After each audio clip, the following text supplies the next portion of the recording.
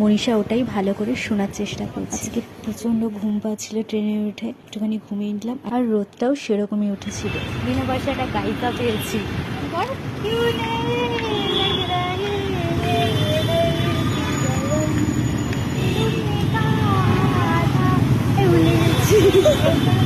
এরকম গায়িকা রাখবো না। সেখানে গেছিস কেন? ক্লাসে ম্যাডাম আমাদের পড়তে বলেছিল, আর ম্যাডাম যেই বেরিয়ে গেছে আমরা ওখানে বসে গল্প করছিলাম আর মনীষা গান করছিল।